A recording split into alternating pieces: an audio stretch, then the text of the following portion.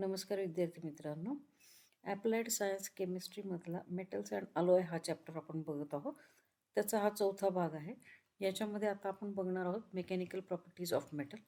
या mechanical properties आहेत काही आणि याच्या व्यतिरिक्तही काही मेकॅनिकल प्रॉपर्टीज आहेत. Hardness, ductility, malleability, toughness, brittleness, tensile strength, weldability, machinability या मेकॅनिकल प्रॉपर्टीज आहेत.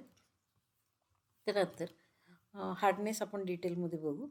Hardness, that is the ability of metal to resist wear or tear, or it is also known as abrasion, penetration, or scratching by other material. It is known as hardness. याच्यावर MCQ येऊ शकतो. Definition येते बऱ्याचदा. The property of metal to resist wear is known as what असं विचारलं जातं. It is known as hardness. For example, sodium and potassium, these are the soft metals, while tungsten is the hardest metal. याच्यावर पण MCQ येऊ शकतो. Which of the following metal is the soft metal और which of the following metal is the hardest metal. तर हे दोन प्रश्न याच्यावर येऊ शकतात. Then second property is ductility. That is the property of metal by which it can be stretch into length. ज्याच्यापासून तुम्ही वायर बनवू शकता ती प्रॉपर्टी जी असते ती असते डक्टिलिटी. वायर हा वर्ड दिसला की समजायचं ती प्रॉपर्टी डक्टिलिटी असणार आहे. For example, gold, silver, platinum, copper, iron या मेटल्सपासून तुम्ही वायर तयार करू शकतात.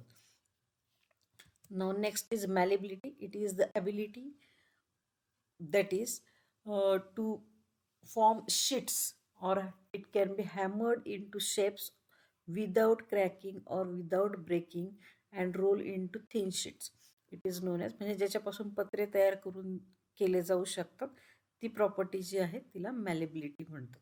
जसे असे शीट्स तयार केले जाऊ शकतात हॅमर करून. That is malleability. For example, gold, silver, platinum, then aluminum, copper, these are the malleable metals. Then toughness. It is the property of metal to resist repeated shocks or vibrations without breaking. It is known as toughness. For example, gold, silver are more tough metals. Now next is brittleness. Brittleness, it is just opposite to toughness. It is defined as the property of material like glass. म्हणजे खाली पडल्यानंतर जर ते मेटलचे तुकडे होत असेल तर त्याच्यामध्ये ती प्रॉपर्टी आहे brittleness.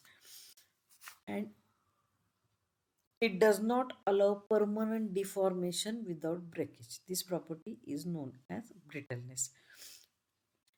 For example, pig iron और cast iron has brittleness. Then tensile strength. It is the ability of metal to carry load without breaking. Load carry करण्याची जी प्रॉपर्टी आहे मेटलची त्याला टेन्साईल स्ट्रेंथ म्हणतात. For example, iron, then copper, aluminium, they are having this property, that is load carrying capacity. Then weldability. Next property is weldability. It is the ability of metal to join or welded with other metal by means of heat and bringing their ends in the molten state. It is known as weldability. For example, iron, gold, silver यांचे ends जे आहेत या मेटल्सचे ते तुम्ही heat करून आणि त्याला pressure देऊन तुम्ही ते जॉईन करू शकता. दॅट इज वेल्डिंग किंवा वेल्डेबिलिटी म्हणतात. याच्यावर सेम टाईपचे क्वेश्चन येऊ शकतात की ability of metal to be join together, it is known as what? It is known as weldability. The next is machinability. Ability, or it is the property due to which metal can be easily cut by cutting tools. जर तुम्ही हत्यार वापरून metal cut करू शकत असाल तर ती property जी असते ती असते machinability.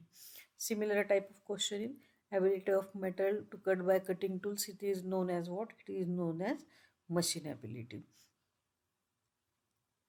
A common machine operations like turning, threading, sewing, drilling, shaping, grinding, etc. हे सगळे त्याच्या अंडर येतात मशीनेबिलिटीच्या. मग त्याचे example aluminium, iron, gold, silver.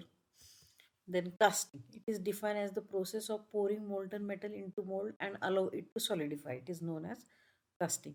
की एखादा मेटल मोल्डमध्ये मेल्ट करून मोल्डमध्ये टाकायचा आणि तो सॉलिडिफाय होऊ द्यायचा, ज्याच्यापासून तुम्हाला पाहिजे तो शेप मिळू शकतो, त्याला कास्टिंग म्हणतात. Then forging. It is the process of giving predetermined shape.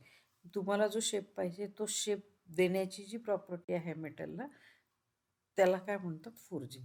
Wien the metal is in plastic state, की ते थोडंसं मेल्ट करून घ्यायचं आणि पूर्ण मेल्ट न करता थोडंसं मेल्ट करायचं जेव्हा त्याची प्लॅस्टिक स्टेट होते आणि मग तेव्हा त्या मेटलला पाहिजे तो शेप देता येतो, त्याला फोर्जिंग प्रॉपर्टी म्हणतात. Then brazing, it is define as the process of joining metal surface by introducing molten non ferrous alloy. याच्यातला सगळ्यात महत्त्वाचा शब्द जो आहे तो non ferrous alloy which is having melting point above 400 degree Celsius.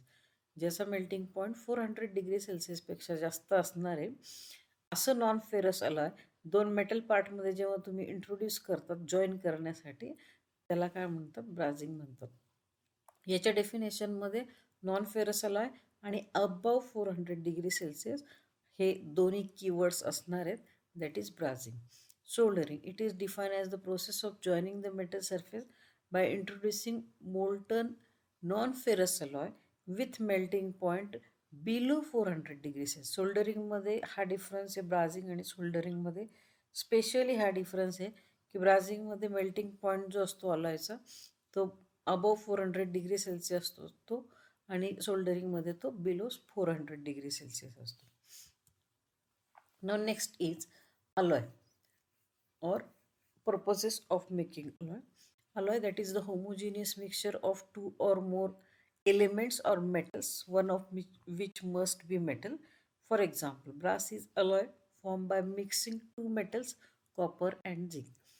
एक कमीत कमी मेटल लागतो, बाकीचे मेटल्स किंवा नॉन मेटल्स असू शकतात अलॉयमध्ये. असं जे होमोजिनियस मिक्सचर आहे, होमोजिनियस इज अ कीवर्ड ज्याच्याशिवाय डेफिनेशन कंप्लीट होऊ शकत नाही, ते जे मिक्सचर आहे त्याला अलॉय म्हणतात. Next is purposes of making alloy, ते आपण पुढच्या लेक्चरला बघणार आहोत. थँक्यू.